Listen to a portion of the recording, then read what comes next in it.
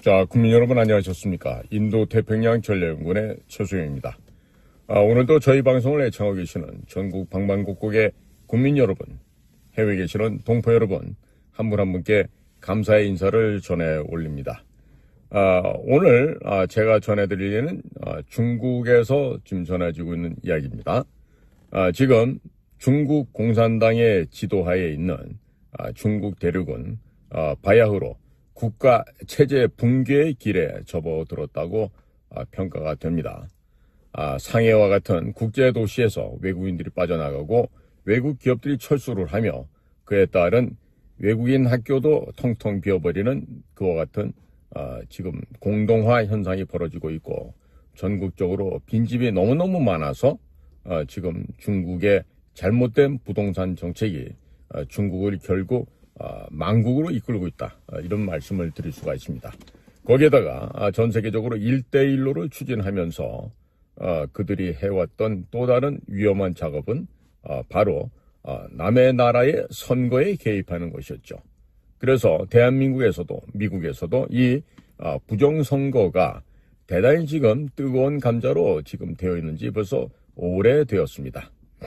다만 지금 대한민국에서 피포된 중국 공작원들, 중국 간첩단 해커들의 지금 미국으로부터의 그 조사 결과에 의거하여 중국 공산당 시진핑 정권을 때려잡는 일이 지금 벌어져야 할 텐데, 아직까지는 미국 내부의 여러 가지 상황으로 인해서 공식적인 발표가 지금 다소 늦춰지고 있는 것이 있습니다. 그러나 우리가 명심해야 될 것은 분명히 있었던 이 부정선거를 밝혀내는 일이고, 그리고 미국에게만 전적으로 의존해서는 안 된다는 것이죠. 지금 예를 들어서 이번에 60일 전쟁을 하면서 지금 대통령 새로 뽑아야 되는데 지금 부정선거 때문에 투표를 하나마나입니다. 이렇게 하면서 자포자기해버리고 낙담하는 분이 있습니다. 하지만 이번 대통령 선거는요, 지금 친중 매국노 그룹 대 친미 애국 보수 집단 그룹으로 이렇게 프레임을 나눠야 됩니다.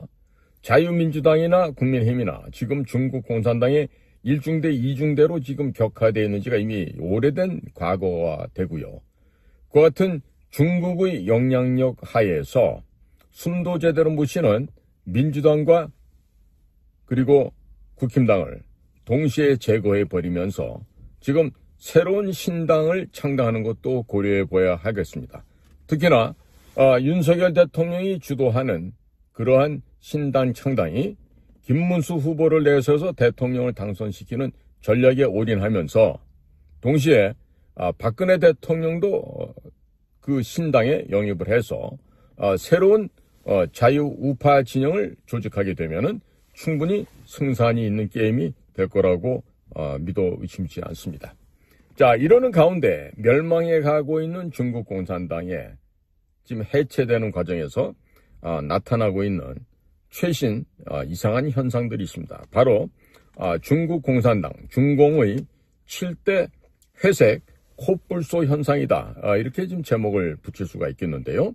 자, 그러면 중국 공산당 정권에게 들이닥친 7대 회색 코뿔소 현상을 그들은 과연 어떻게 해결할까?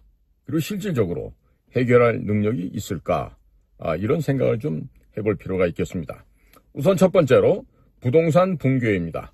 미국 타임즈와 같은 보도에 따르면 중국 각지에 귀신 도시가 난무하고 있습니다. 대략 6,500에서 8,000만 호, 6,500만에서 8,000만 호 정도가 공실로 비어 있는데, 가구당 2라고 산정할 경우에 1억 3천만에서 1억 6천만 명 정도가 거주할 규모가 되겠습니다. 자, 그런데 이 부동산을 채울 수 있는 인원과 가정이라 할까? 아니면 사람이라 할까? 자, 이것이 비어 있습니다. 자, 그러니 이 아파트가 됐던 무슨 빌라가 됐던 이런 식으로 부동산을 지어놨는데, 자, 이것들이 지금 팔려나가지도 않습니다. 월세도 안 나갑니다. 결국 부동산에 거품이 빠지면서 부동산이 지금 붕괴되고 있는 것이죠. 가장 치명적인 중국 공산당이 멸망하는 이유 가운데 하나가 바로 이 부동산 붕괴라고 할 수가 있겠습니다. 자, 두 번째로는요, 지방 정부의 채무입니다. 이 지방 정부 채무가 지금 100조 위안, 1위안이 얼마죠? 지금 180원, 한 200원 되죠. 곱하기 100조 해보십시오. 얼마가 되는지. 네. 자, 그러면 이 경제적으로 가장 중심지라고 하는 샹하이에서조차 지금 공무원 월급을 줄 돈이 없다 그럽니다.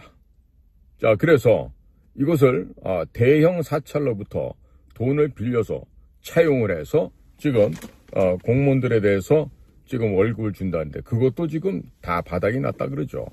자, 그럼 앞으로 돈을 찍어낸다고 이 문제가 해결될 수 있겠습니까? 그렇게 되면 인플레가 심해져서 금방 더 빨리 폭삭 망해버리겠죠. 자, 세 번째입니다. 중국은요, 일당 독재입니다. 중국 공산당에 의해서 지배 통치되는 구조이고 또 그 지배 통치 구조 하에서 상당히 많은 수가 국가 공무원으로 지금 봉직을 하고 있습니다. 그런데 그 숫자 놀라지 마십시오. 우리나라 인구보다 많습니다. 8천만 명이 중국의 공무원이라 그럽니다. 그런데 이 8천만 명에게 매월 급여를 줘야 됩니다. 봉급을 줘야 돼요. 그런데 돈이 없습니다. 자, 은행에도 어떻게 할 방법이 없습니다. 자, 이와 같은 공직자들의 배를 굶겨야만 하는 상황이 되어 있습니다. 무장경찰, 혹은 공안, 일반 의사, 선생, 일반 공무원들. 자, 돈을 내어줄 돈이 없습니다. 이들을 먹여 살려야 되는데 이 일을 어떻게 하면 좋겠습니까? 자, 이런 걸 보더라도 이미 중국 공산당은 지금 멸망에 가는 과정에 있는 것입니다. 자, 네 번째는 우리나라도 심각한 문제지만 중국도 노인 인구가 2억 명을 넘고 있습니다. 그러면 그 노인들은 일자리가 없지 않습니까? 퇴직금을 받고 또 종신보험이나 이런 걸 받았고 살아야 되는데 지금 2억 명이 넘는 농촌 이 노인 인구 가운데 퇴직금을 받은 사람이 지금 8천만 명이고 또 농촌에서 양로금을 받는 이는 1억 2천만 명이라고 그럽니다. 자, 그러면 이와 같이 많은 사람들, 일자리도 없는 이런 나이 들은 사람들에게 어떤 식으로 재원을 마련해서 이분들의 삶을 경제적인 지원을 할 수가 있을까요? 정말 해결 불가능한 그런 문제가 되겠죠.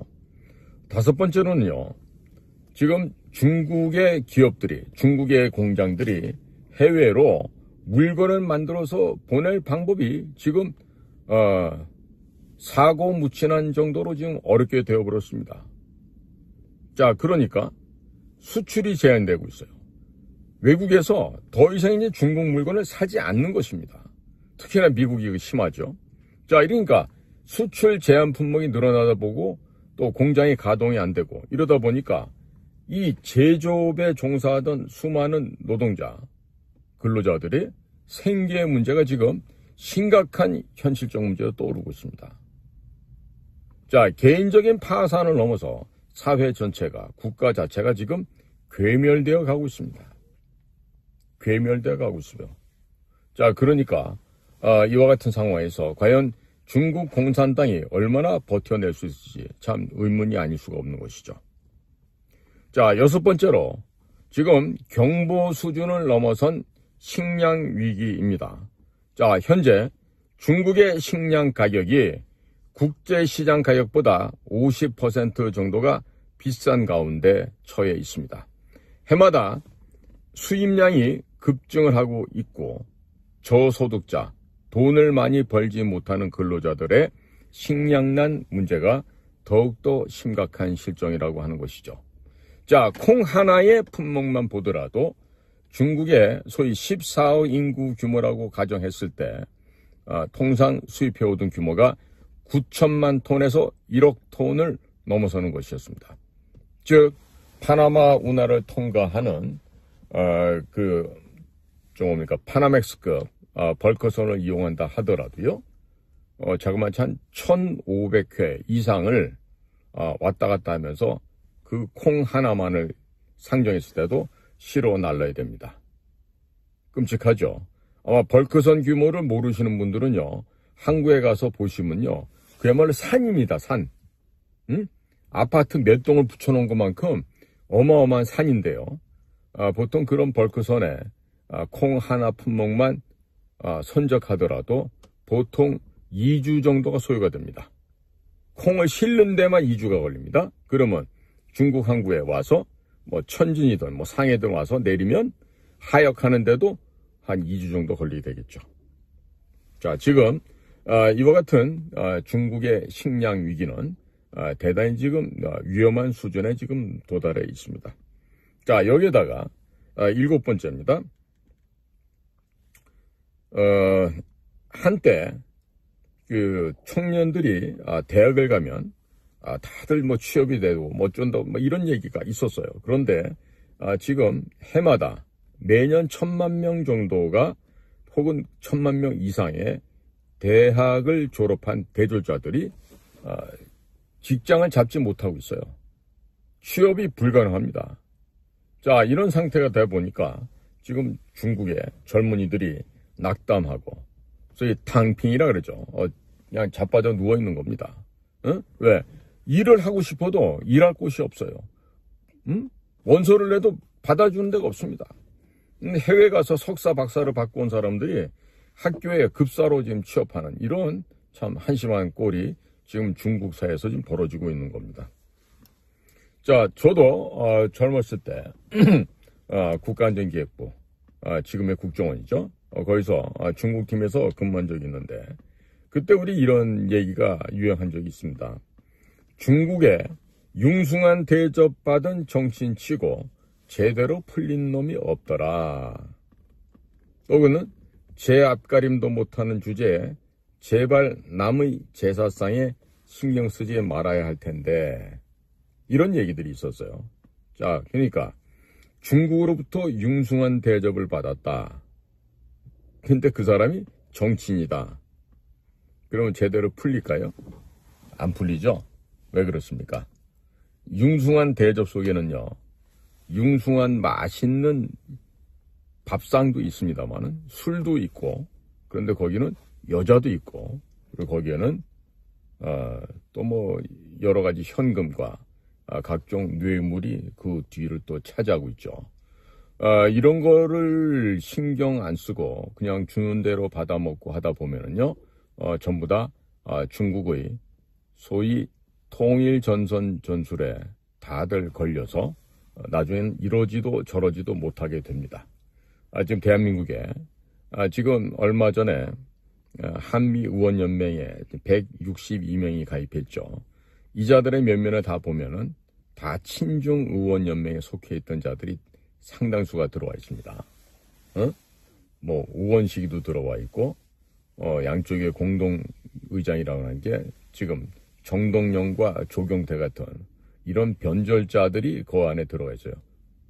거기다가 뭐 그 삼민투하면서 미 문화원을 점거하고 가짜로 그 국정원에 들어가서 국정원을 갖다 망가뜨리고 온 있죠. 박선원이라고. 이런 자도 지금 한미의원연맹에 들어가 있고, 또 어린 나이 때부터 그 여자들만 보면 떡으로 착각하고 살아왔던 이준떡이도 거기 좀 들어가 있고, 또 뭐 이현주 이런 애들도 좀 들어와 있고, 보고 있으면 가구 아니에요. 거기다 지금 친중파, 중국에게 포획되어서 꼼짝을 못하고 있는 권영세, 이자도 지금 그 안에 들어가 있어요. 자, 이런 걸 보면서 이자들이 지금 생각하는 게 지금 자칫 잘못하면 트럼프한테 다 얻어맞아 죽을 수도 있겠구나. 이런 지금 공포를 느끼고 있는 것이죠. 자, 이번에 지금 얼마 남지 않았습니다만은 우리 자유우파 진영에서 우리 올바른 대표를 선발을 해서 무참하게 산사태가 나듯이 랜드슬라이드로 좌파 진영을 뭉개서 척결을 해야 된다고 생각합니다. 대한민국의 국민들은 현명하시기 때문에 올바른 선택을 하실 수가 있을 거예요. 자, 그러니까 제가 오늘이 지금 4월 7일인데 아까 방송에서 올린 것처럼 지금 우리의 당당하고 자랑스러운 우리의 대표자 후보가 있습니다. 바로 김문수 고용노동부 장관이시죠. 그래서 윤석열, 박근혜가 뭉치고 김문수를 대표로 선발을 해서 대통령 후보로 내세우면은 반드시 필승할 수 있을 것이라고 생각이 듭니다. 자, 오늘도 저희 방송을 경청해 주셔서 감사를 드립니다. 저는 인도태평양 전략연구원 최수영입니다. 고맙습니다.